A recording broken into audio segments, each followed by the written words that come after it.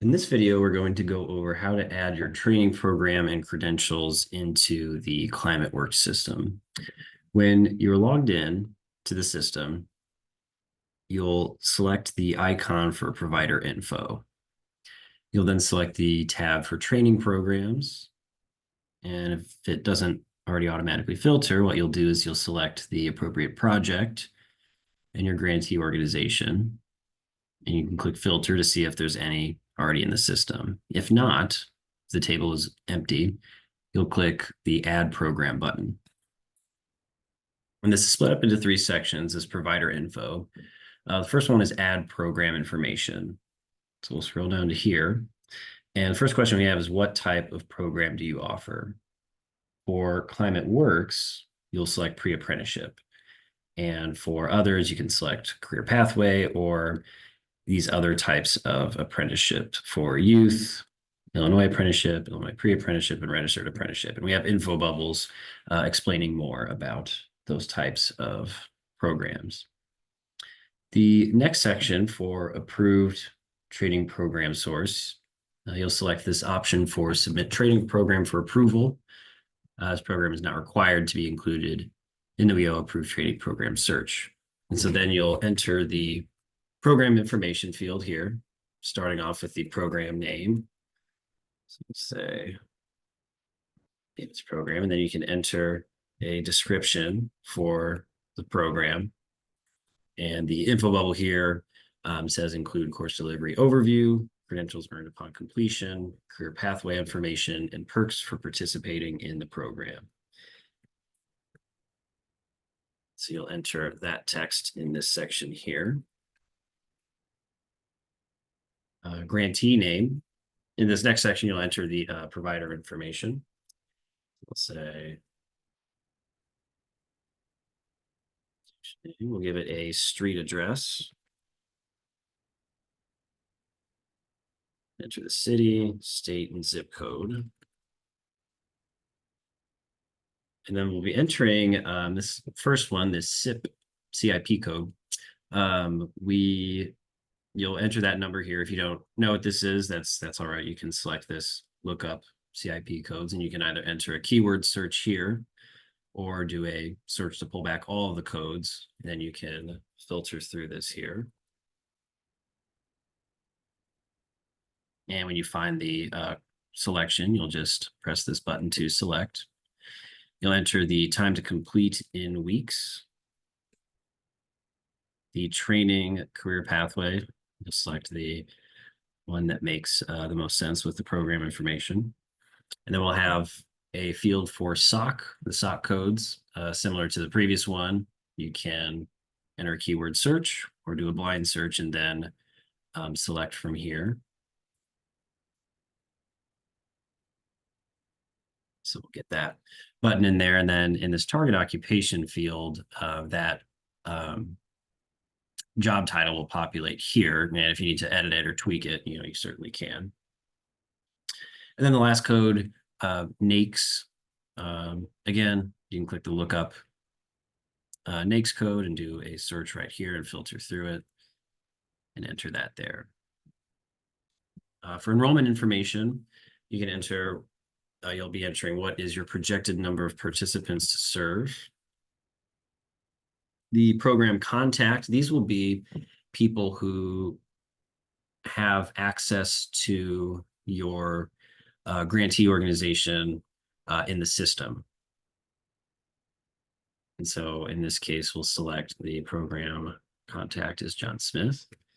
You'll enter the minimum age for this occupation. And if there's any additional notes, you can include them here. So that's the first part of this training program information. So to proceed to the next part, we'll click the next page button. And we'll be now here for the add baseline requirements section. Now, the baseline requirements, it's not required, but if you want to provide that information that is applicable to the program, you certainly can. We have questions for agency offering a remediation or bridge program, the target audience, the institution or sector type. What are the goals of the program? What credential is going to be earned here? How is the training offered and in what setting? And when. And we have a question for minimum requirements to enter the program for math, reading, if there's a degree or a diploma that's needed, along with some languages there. And then we have a few more questions for if there's any lifting, standing, sitting for long periods of time requirements, if there's any tests listed here that need to be passed, if there's a minimum drug test requirement, vision requirements, appearances, or taste or smell requirements. Can the participant have more than 3 motor vehicle tickets in the past 3 years? Is a valid driver's license required for the program? What kind of background check is required? How can the program be accessed? And what are the primary languages spoken for this program? Again, these are optional, these baseline requirements, but if there's any applicable to your program, feel free to enter in that information. And so we'll go to the next section here. Our final part here is the adding the credentials, and these will be the credentials that are tied to the specific training program you're entering here. So to get started, you'll click the add and submit requests for Commerce to approve the credential. And so when you click that, a window will populate here, and you'll enter the name of the credential. And then you'll select the credential type from the background, from the drop down here, the institution or owner of the credential,